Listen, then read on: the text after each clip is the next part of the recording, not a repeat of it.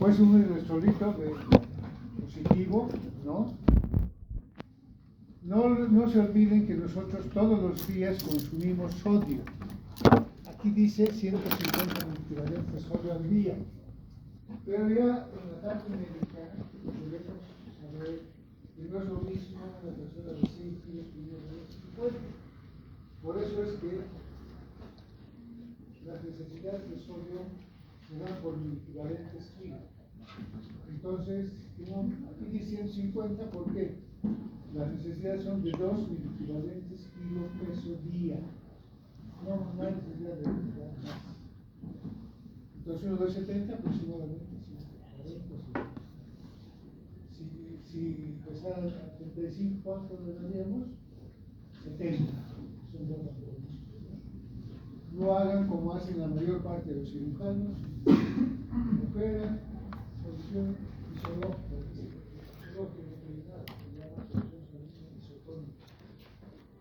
Tiene de normal es la velocidad de sus componentes no son los mismos que el organismo. Tiene más de 155 componentes. Entonces, suficiente dar uno. Pero los cirujanos no tienen otro les dirige y otro les están dando el doble de las necesidades. ¿Qué ocurre cuando se da el doble de las necesidades? Que no elimina, no sirve para nada. Entonces, habitualmente se excreta por el riñón. Por eso que, por ejemplo, en insuficiencia renal, para saber si el riñón tiene la capacidad de excreción,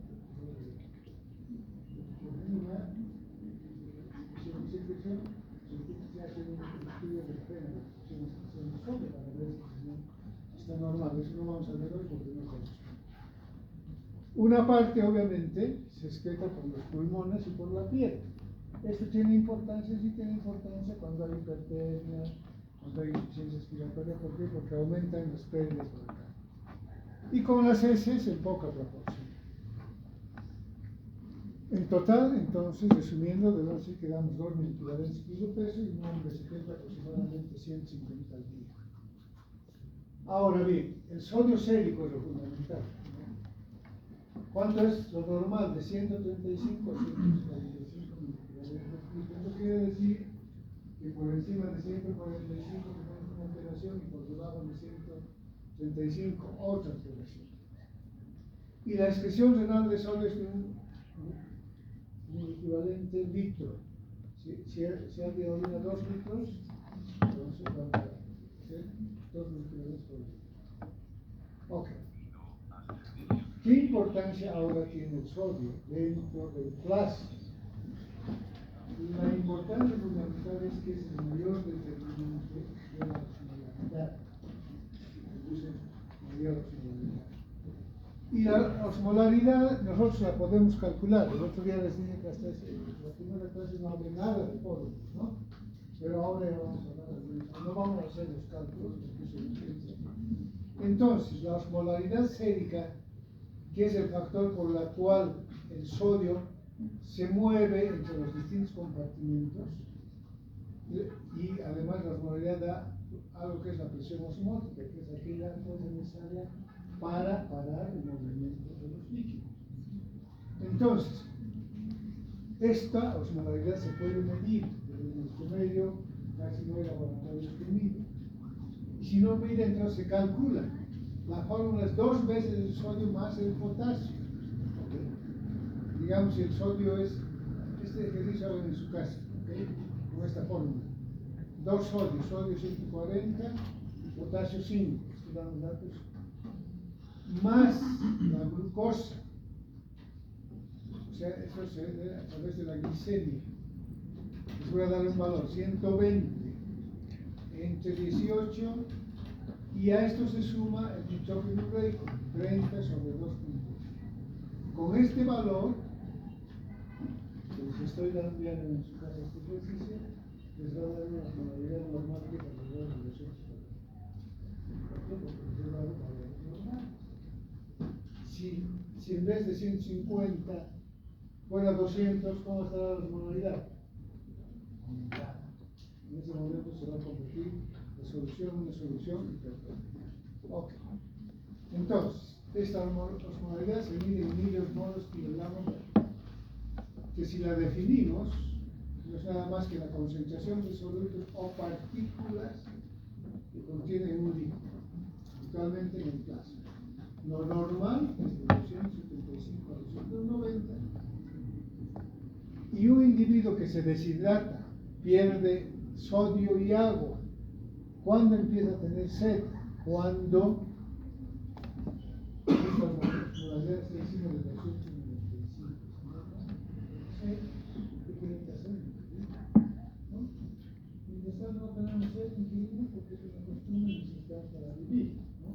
tener más sed cuando está encima de los 295. Bien, entonces eso nada más repasando lo que todas las acciones que tienen,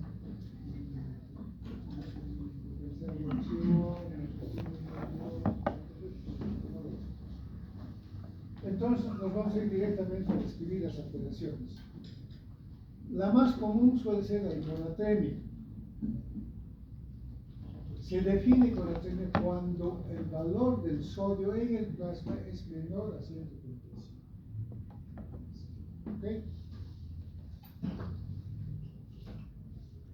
En los pacientes hospitalizados, este trastorno suele ser el más común, aproximadamente 1 de cada 100 cursan con hiponatremia. ¿Y por qué cursan por hiponatremia en el hospital? ¿Por qué hospitalizados? Porque los médicos nos olvidaron de mirar la situación hospitalaria. Cuando ustedes tengan un grado de hipertensión, ustedes aparecen. ¿Cómo se clasifican? ¿Cómo tiene lo normal? Se clasifican dependiendo de la cantidad que encontremos en los electrolitos, ¿no? En lo siguiente, es leve cuando el sodio es superior a 120, de 120 a 135 leve, moderada de 120 a 110 miliequivalentes litros, esta es la grave, la severa. Cuando es menor a 110 se llama hiponatremia severa, y en esta circunstancia el tratamiento es prioritario. ¿Por qué? Porque constituye una emergencia médica que compromete al paciente, puede estar en inclusive en estado de coma. De acuerdo a la osmolaridad, la hiponatremia se queda hipertónica, más sodio que agua, hipotónica, menos sodio que agua, y isotónica cuando las dos pérdidas son en la misma proporción. Esto también es importante, la idea de instalación aguda o crónica. ¿Cuál es la que importa como urgencia? La que se instala de manera aguda, por eso constituye una emergencia. ¿Okay? Y en la clínica puede ser sintomática, no tener tener síntomas, usualmente se colega el o asintomática. ¿Cuál es la importante? La sintomática. En la sintomática nosotros debemos hacer la posición de manera rápida porque constituye una emergencia. Okay. Las causas son múltiples, endocrinológicas, el uso de medicamentos como la clorexamina, este síndrome que no lo vamos a descubrir sin una secreción apropiada de la hormona. En todas las causas. ¿No? Eso ya lo van a ir viendo en el transcurso de su carrera. Ok. Habíamos dicho que de acuerdo a la tonicidad se clasifica en hipotónica, por ejemplo. Pero esta hipotónica, a su vez, dependiendo de la cantidad de volumen que hay, puede ser hipervolémica, más volumen de lo normal, isovolémica, el volumen no cambia, hipovolémica es cuando hay pérdida simultánea de volumen y de sodio. ¿Okay? Las causas de esta síndrome de secreción de la propiedad de hormona no lo vamos a describir. La hipovolémica, la causa más frecuente es la renal y una etiología fundamental es la obstrucción del uréter. Los médicos utilizamos relativa frecuencia diurética. Cuando se está en diurética siempre hay que pedir electrolitos para ver si es que no hay inflamación. Pero hay otras enfermedades que no tienen que ver con la nefritis, la acidosis tisular. La diuresia osmótica no es nada más que aquella producida por la enfermedad sanguínea. Y la extrarrenal, hemos dicho que el sodio se elimina por vía digestiva, si hay mucho vómito y diarrea o acúmulo del tercer espacio. Esa ocurre alguna enfermedad del tercer estadio, examen federal, peritonitis, ¿no?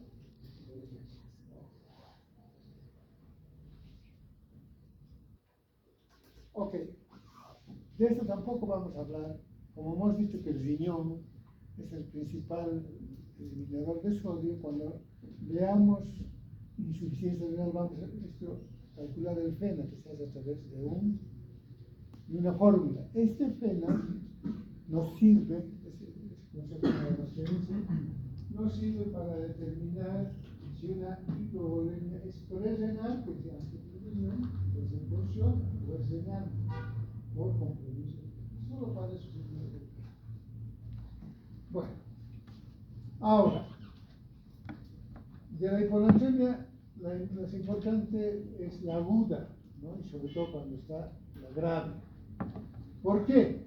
Porque el sodio de manera natural se adapta a la hiponatremia.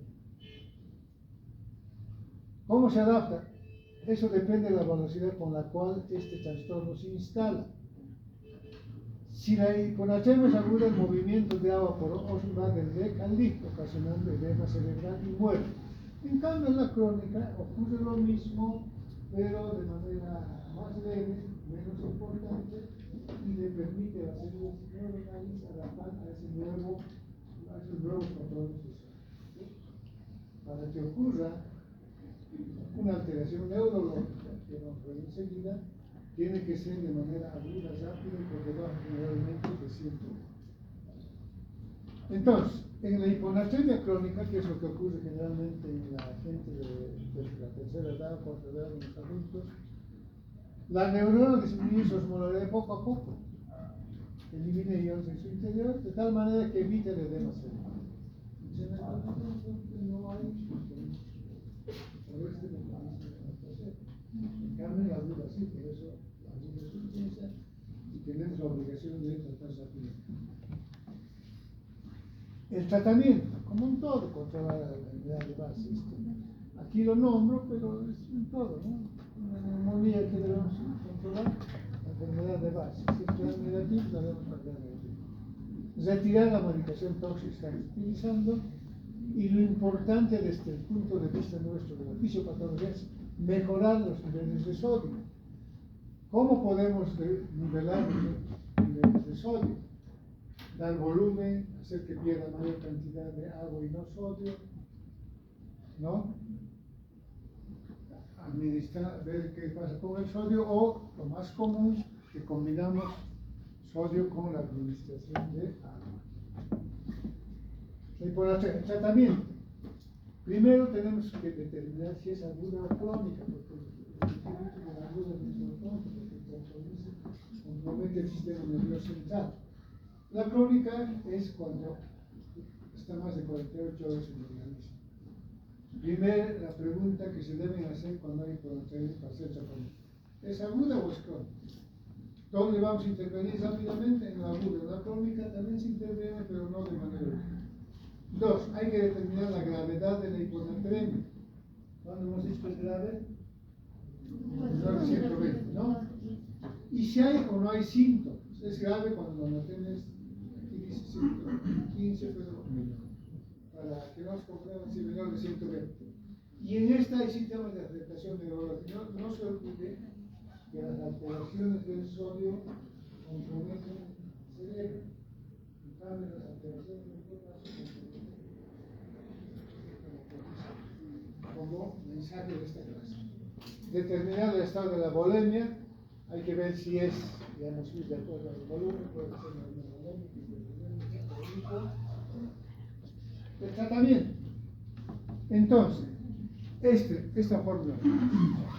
Para el tratamiento debemos determinar el déficit de sodio, ¿no? ¿Cuándo es la hiponatremia? Cuando el sodio menor a 135. Menos de 120 gramos. Entonces, el déficit de sodio, ¿cómo se calcula? ¿O cómo se hace el tratamiento? El déficit de sodio es igual a, hay que calcular el agua corporal total. ¿Cómo se calcula? El agua corporal total. por el sodio deseado. ¿El sodio deseado cuál es? El sodio, no, ese no es el sodio, ese es el sodio normal. El sodio deseado es el sodio que nosotros queremos elevar para que desaparezcan los síntomas neurológicos. Eso quiere decir que necesitamos que el sodio esté suficientemente más, no llegar a eso. Pero como es una urgencia, nuestro propósito es solo llegar al sodio deseado, que es 120. No es 113.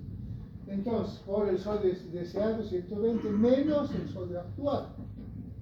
El sodio actual puede ser 110. Sodio deseado menos 110, 10 y se multiplica por eso y eso nos va a dar una cantidad que va a dar en sus casas. Vamos a empezar en las prácticas. ¿Se entiende? Lo que no es grave es el sodio, sí, pero no es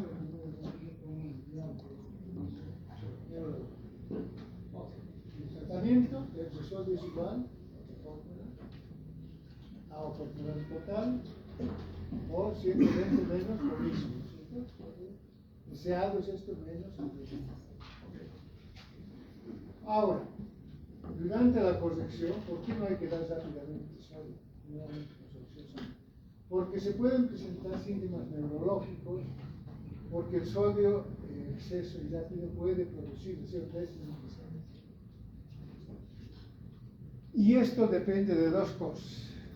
Ver si la hiponatremia es crónica, lo cual no nos estamos haciendo una corrección de manera rápida, o la rapidez de la corrección.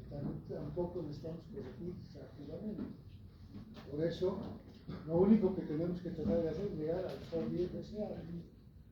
Y el sodio deseado, ¿cuál es? Siempre es casi 120. Porque encima de 120 hay 40 es leve. Necesitamos salir de la hiponatremia grave. ¿Ok? ¿Y qué es la mielitis-pontina? Es la destrucción de la vaina de mielina que hace que las neuronas se transmitan. La neurotransmisión está alterada y cuando hay esto, hay reflejos anormales. Hay reflejos neurológicos normales. Puede haber parálisis del sexto parcardíaco, eso lo van a ver en neurología. Inclusive puede llevar a parálisis. Se llama cualquier cosa. Por todas estas consideraciones que son secundarios a las mielitis, ¿qué se recomienda? Que el tiempo de corrección no sea menor a 48 horas, no debemos corregir en 24, 48 o más.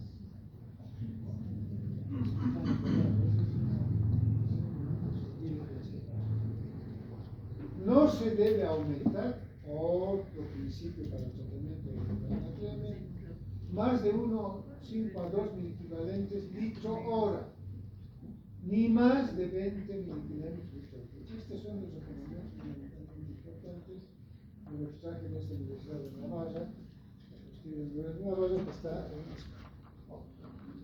Entonces, líquidos de electrolitos hiponatremia. La hiponatremia, entre otras causas, determina la osmolaridad. Entonces, lo normal está acá, ¿no? Aquí está la baja y aquí está. Esto saquen una foto, no va a quitar mucho porque es más tratamiento, pero nosotros tenemos que valorar cómo está el volumen. Si hay disminución de volumen, se llama hipovolémico. Si el volumen no se altera, euvolómico. Y si hay más volumen, de hipervolémico. Y aquí solo aplican las fórmulas. ¿Okay? Muy bien. ¿Qué quieren?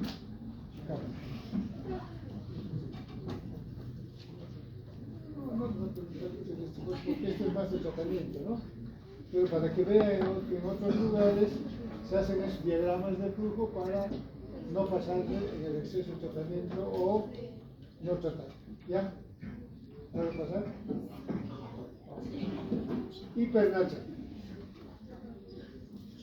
Lo contrario de la hiponatremia es la hipernatremia. Cuando hay hipernatremia siempre indica defección intracelular de volumen. En la práctica, la hipernatremia siempre significa déficit de volumen.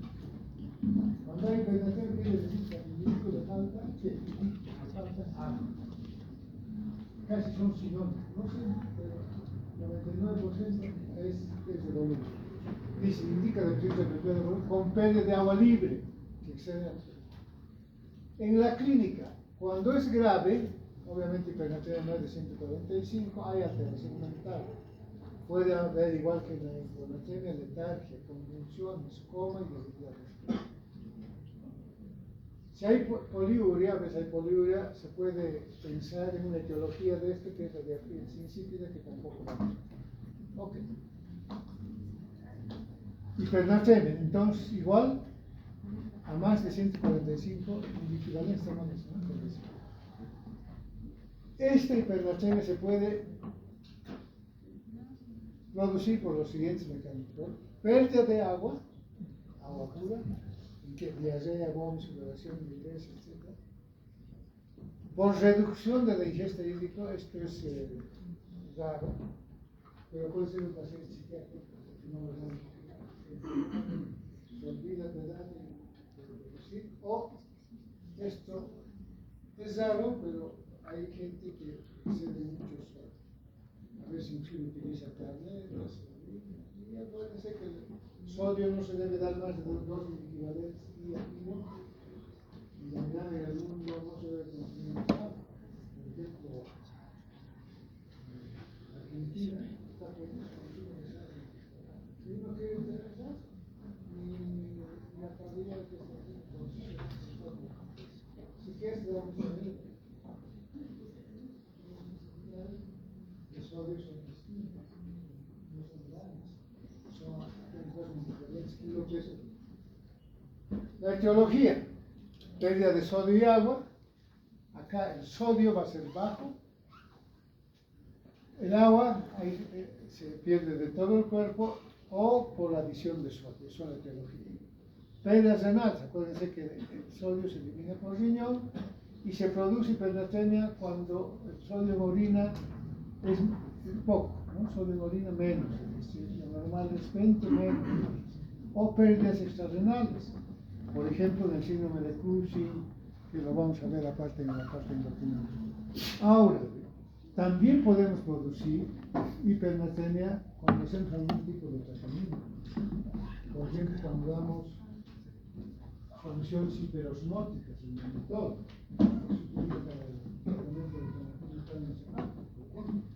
¿no? Cuando solo damos glucosa, y en otras situaciones de patología, cuando hay transpiración excesiva, como he visto, o disney en los niños suele ser frecuente. Pero hay enfermedades: diabetes insípida central y liporosis. Y cuando están incrementadas las presas, esa es la etiología. Tratamiento: sencillo, ¿no?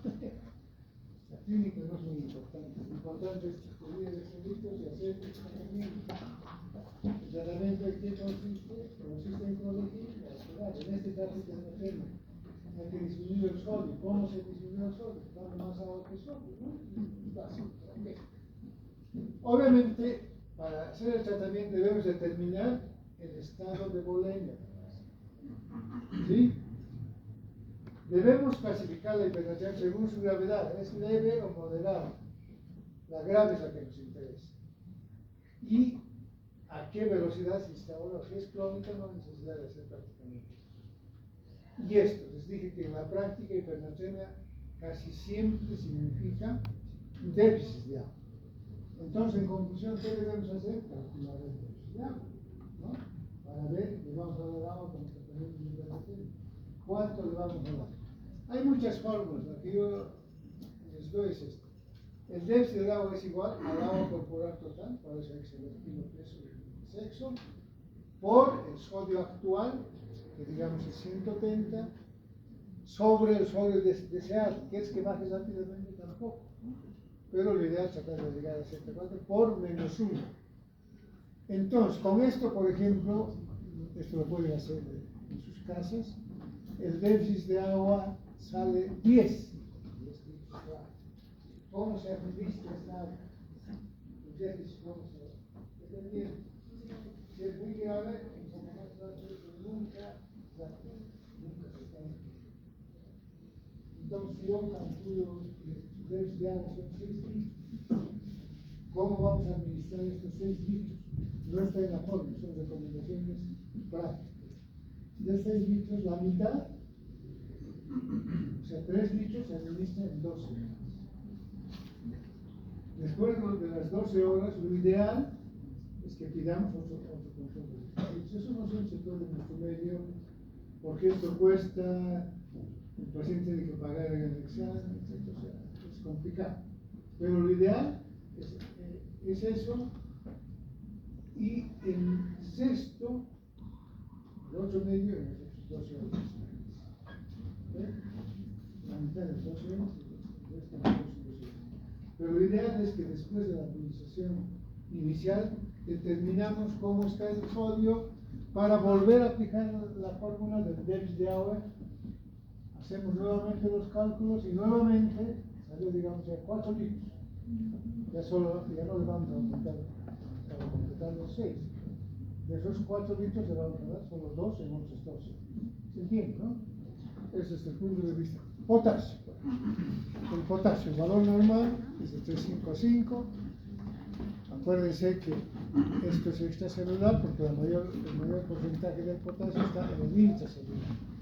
Es el catión más importante de la célula. Habitualmente la dieta, nosotros todos los días tenemos, ahí dice 7, y solo decía 150. La recomendación es que mínimamente deben de y sodio en 2,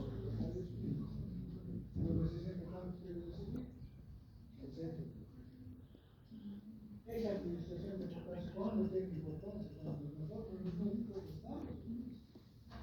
Porque nosotros normalmente no nos cuenta la no hacemos. Es caso lo hacemos porque recientemente lo estamos manejando. No debemos olvidarnos que el metabolismo del potasio tiene que ver mucho con la función pulmonar, ¿no? Fundamentalmente la parte cardiológica. ¿Sí?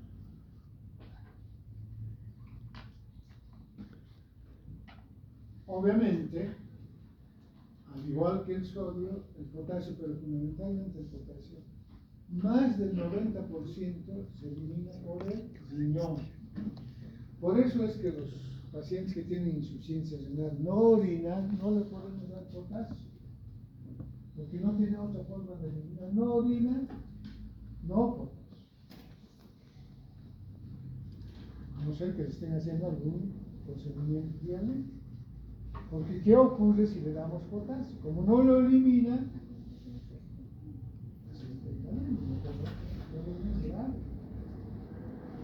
ustedes saben a los condenados a muerte en Estados Unidos cómo los matan.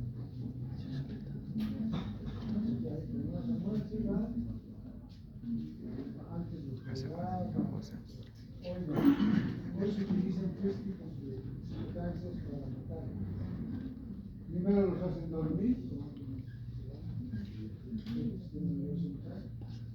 segundo le dan un relajante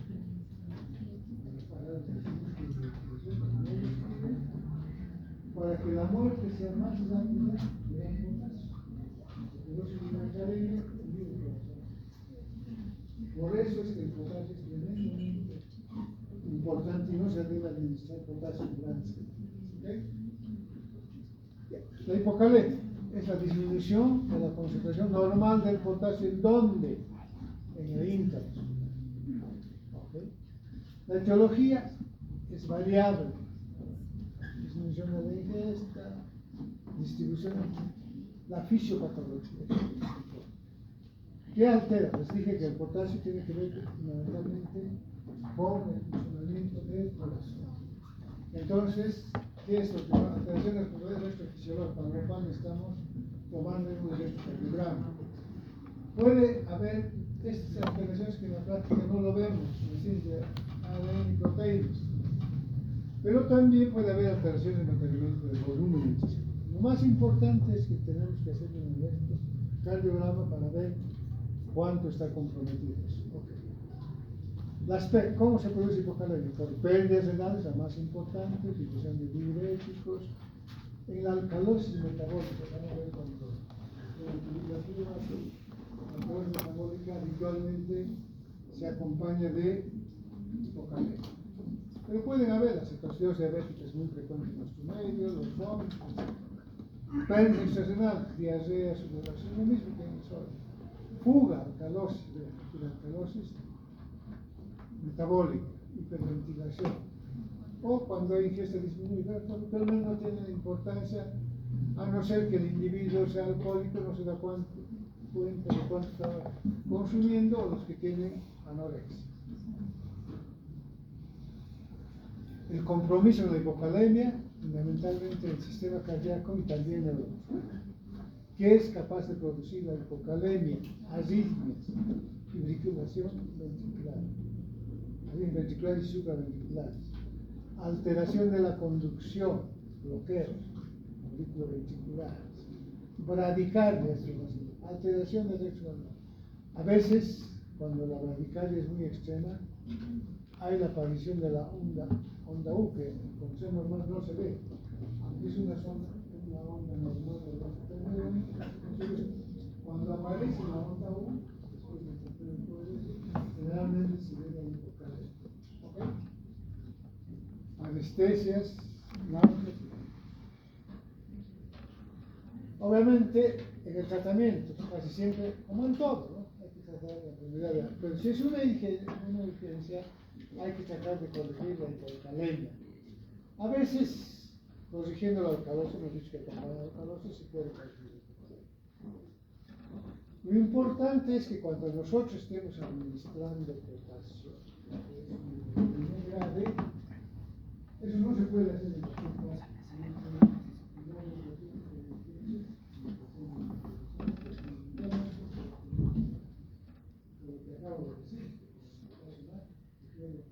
Exceder la administración de potasio y el paciente puede hacer. Entonces, en la leve, ¿cómo se clasifica? De 3.5. El dosis de potasio en general es de 150-300, la moderada de 2.5 a 3, el déficit de potasio 300 aquí, y la severa es de 5 menos de 2.5 y el déficit mayor de 5. Tratamiento. Si no es emergencia, vía oral, por vía oral, con glutamato de calcio. Si el déficit es grave, literal. Pero aquí hay recomendaciones para evitar la fibrilación. Velocidad de administración, no más de 20 microgramas hora. No tiene que ser monitorizado. Igualmente es una ampolla de calcio. Dosis diarias no más de 150 equivalentes. En lactantes, no más de 100 equivalentes. Pero esta es la recomendación fundamental. En áreas de terapia intensiva, con monitoreo y inyecto de potasio. Podemos dar cloruro de sodio, cloruro de potasio, etc. ¿No? Pero lo importante, no dar más de 20 equivalentes hora. Con monitoreo de calidad. Aquí es tratamiento. También se puede hacer el cálculo. Igual que de la hiponatremia. El déficit de sodio es igual al agua corporal total por el potasio que sea adecuado, va a ser normal, ¿no? 8. Menos el potasio. O sea, la misma fórmula que con el solo que aquí hemos hablado para el potasio. Ok. Y finalmente, la hipercalemia. Es cuando el sodio, cuando el potasio sódico es mayor a 5.5. Puede ser leve, si está entre 5.5 y 6. Moderada entre 6.7 y severo entre 5.5, más de 7, más de 5.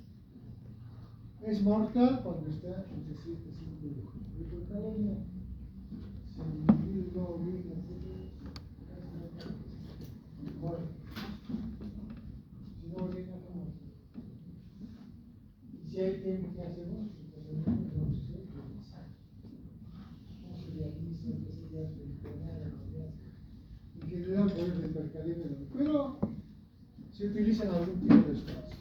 La clínica puede ser neuromuscular, hay debilidad, más importante por la parálisis, Inspiratorio puede llegar al paro, circulatorio obviamente, arritmias y tal. ¿Qué arritmia? Habitualmente fibrilación ventricular, taquicardia ventricular, extracistol ventricular, gastrointestinal, náusea, etc. Endócrino. Estas son cosas iniciales. Cambios en el electrocardiograma. Bueno, hemos dicho que el electrocardiograma sirve para diagnosticar los trastornos del potasio. Aumento del voltaje, hay que ver cómo se llama. El QT suele ser corto, ¿no? Es fácil recordar cuánto es normal. A veces aumenta la amplitud del QRS, el perímetro debe ser prolongado y ya la pérdida de la onda clínica. Importante, pero lo más importante son que hay arritmias. Y de las arritmias que bloqueos, bradicardia y fibrilación ventricular. Tratamiento. Controlar la enfermedad de base, limitar el aporte de potasio, resultado, corregir la acidosis, así como les he dicho que la hipocalemia produce por alcalosis, la acidosis produce por hipocalemia. Muchas veces corrigiendo la acidosis es más fácil. Se puede lograr eliminando. Y la urgencia depende de las manifestaciones electrocardiográficas. ¿Cuáles son? Aumento de amplitud de la onda T, ondas T picudas. Lastimosamente no pude echarles un electrocardiograma, busqué pero no pude encontrar. Prolongación del intervalo PR o QRS, rechazo en la conducción auriculoventricular, que es el bloqueo auriculoventricular. A veces la onda T está aplanada, pero esta es la más grave, la lesión ventricular resistente. El tratamiento, práctico. Pero la única sustancia que ha demostrado algo de actividad es el bicarbonato de sodio. Como hay acidosis, tratamos pero se podría dar bicarbonato de calcio, tampoco tratar de competir con el tratamiento, podría tratar de suplir el plasma a otras